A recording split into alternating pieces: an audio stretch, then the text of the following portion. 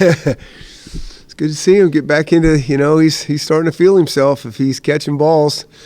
Try to get him in the end zone one other time, and, he's a little bit short, so we'll get him more reps. Maybe he'll get there. That sort of thing, how much does that liven up spring? They go through the mundane things. Yeah. Something like that. Yeah. And how often does that happen? Not much. Half the time they get a penalty or something like that if they touch the ball. So to be able to actually get it, and it's kind of fun. I know you want them to be always 100% focused and dialed in. Yeah. But when you start putting points on it, you got the officials out. Oh yeah. Flags. Do you feel a change? We try to do it's interesting because even the coaches within their groups will have little competitive things going on that no one else really even knows. It might be, how many balls are caught, how many balls are dropped, mental mistakes. There's always some sort of competition. Changes everything. Competition is one of the best things we do in life. That's when we brings out the best in us. So certainly when we can score things and they're more competitive, the better for us. You put a time period on a 2-minute situation. They know exactly what's up, what wins it, what doesn't. You do a red zone thing, they know exactly what wins it, what doesn't. Even at the end of practice, when we're kind of playing a little bit of real football, situational football, it's pretty intense and focused, but it's not quite the same because there's not that end point. So anytime it's how to win the game, that changes everything. It also looked like during those team periods that Jake Gaynor and Jacob Eason were getting a lot of the turns today and Monday. Is that something you guys are starting to whittle things down? You'd have to ask Bush that. I honestly do not pay attention to that. I trust all these coaches to get all the guys reps. That's why I like spring football so much, because this is not about putting plays in for a game. This is just strictly about building skill, getting these guys ready for the summer. And, now certainly guys earn more reps as you go all the time. They really do. But it's a fluid seating chart. He'll put we had on Saturday, that did not look the same as it did out there today. So we're always moving those positions around. I feel like talking Taimani is taking a step this spring. It seems like he makes a couple. Yeah. I thought Talkie did a nice job even last year. He was right there on the verge. I think if we didn't have this new red shirt rule with 4 games to play last year, he would have been a guy that would have probably not redshirted, and we probably would have got him more reps. Probably, it's hard to really know, but because he did a nice job last year, which is really amazing because he wasn't playing much defense in high school. He was really an offensive lineman that we converted, and usually it's the other way around. And so he's kind of picked up where he left off and doing a good job. What did you guys like about him, and just what you did see of his tape Yeah. in high school to have him on the D-line? He's powerful and explosive. That's really what it was. He did play some defense when he was younger, and then he spot played on defense, but was primarily an O-lineman. And I know we would have taken him either side of the ball for sure, offense or defense, but we kind of needed some D-line, and he wanted to play there, and so we went with that. Coach Taylor Rapp was a guy that enrolled early, and when we saw him in spring and fall ball his freshman year, it became obvious it was going to be hard to keep him off the field. We've seen kind of the same things in Cam Williams, where he just seems to be making plays and tough guy to keep off the field. Yeah, we'll see about that. But he has done a nice job, like I've said earlier. We really like how Cam is progressing, and I just like his mindset for a guy that should be in high school right now. That's one thing that always kind of gets my attention is when those guys consistently show up with a really focused mindset. There's a lot of our players that have been here for a couple of years that can't show up every day with that urgency and that focused mindset. And that's really what I've been saying that jumps out to me about Cam. It's been probably the most impressive thing. That's why I said that, a week ago of how impressed I've been. He's not overwhelmed. There's a lot of new things coming at him. And he's just locked in, getting extra work when he can in between class, extra tape time and all that. And he just keeps battling. And to me, that's just one of the keys to early success and success in general, when you can bring it like that. You can just see it a mile away. It's just a matter of time. And so then you just, he's trying to accelerate that timeline by getting but he's off to a good start. What do you think of Austin Osborne's spring and also Trey Adams' environment? Yeah. Yeah. I think I think it's good for those guys to get a little more meaningful reps. I think Austin's done a nice job. I think Austin's another one that has really showed up with that mindset. And I think that's why you guys are probably noticing him as well. I mean, that's what it is. I mean, these are hard practices, and they got school and they're up early, and one thing it's really hard to have that kind of next level urgency to everything you do. But you can see it a mile away when somebody brings it, and Austin's done a really good job with that, and that's why I think we're all noticing in him. Impressions on Trey Adams' hands Yeah, we were talking about that earlier.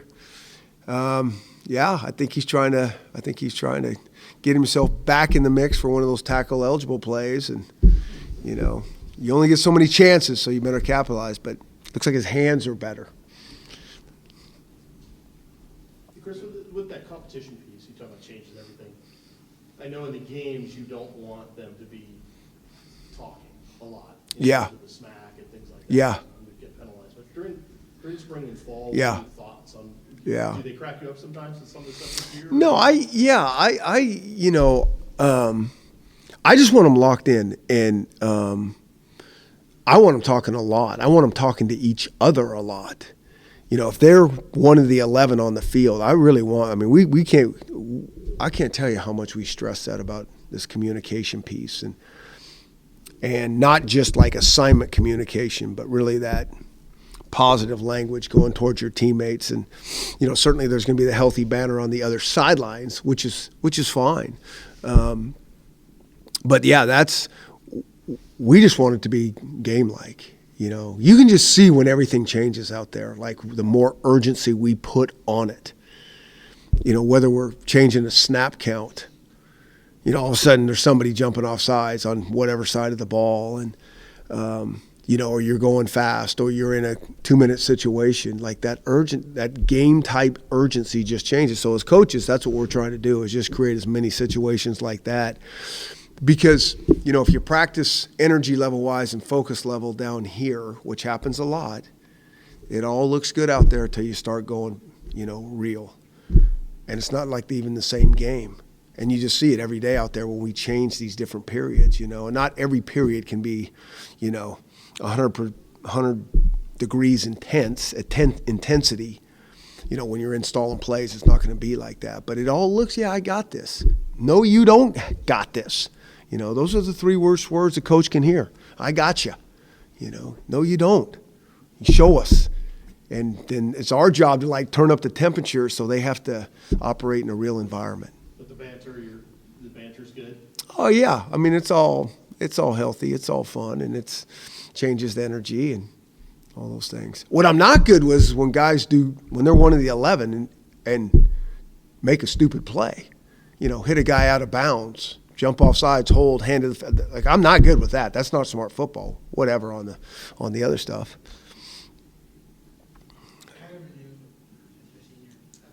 Yeah. Yeah, I think he's progressing well. I mean, he's one of those seniors that he's put a lot of work in, and be nothing better to see have him in that rotation. He knows a lot, and I think he's building skill every day.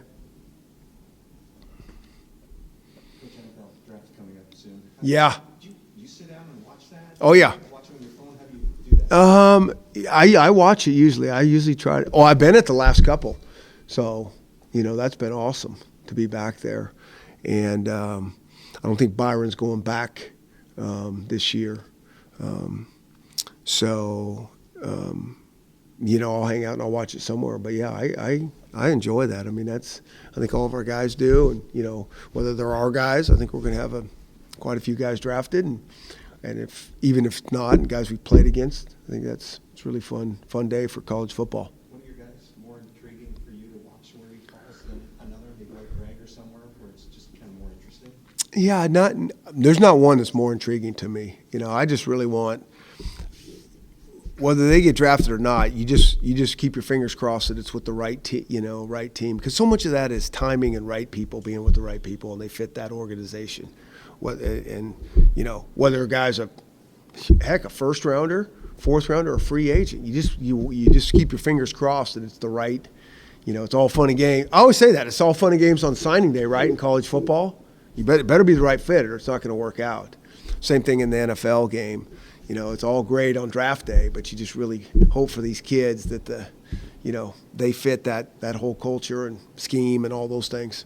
You spent, we've seen you talking to Pete, and how much discussion about that or learning the draft that you and Pete Carroll talking about that? Yeah, I would love to go over there, and maybe I will. No, I'll go over there, just be intrigued by the draft and what their mindset's all about. That's not the world I live in.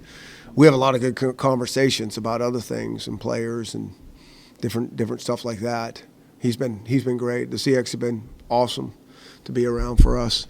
Chris, from the outside looking in, people would think, okay, you're putting guys in the pros, naturally that would spill over and it would kind of keep, in the recruiting piece. Yeah. So now you're bringing new guys in. And Yeah. You see guys going to the pros and it kind of feeds off. Right. Is that kind of in actuality how it's been for you guys? I mean, I just hope recruits just do their homework. That's just what I want them to do. It's just do. I mean, everybody talks a good game in recruiting, right? I mean, everybody's got the best of the best. Everybody's going to develop. And I don't say this at all about myself. I love our coaches. I mean, our coaches develop players, whether it's at Boise, whether it's here. I mean, I think they're the best of the best at doing that. And if you just pay attention to, who's developing talent, and I think it starts with getting the right guys for us at the University of Washington that fit this whole thing.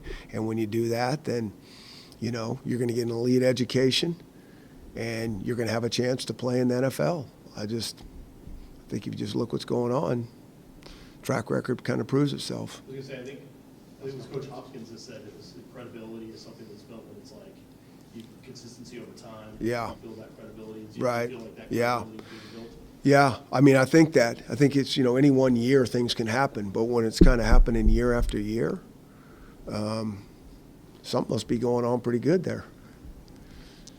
So.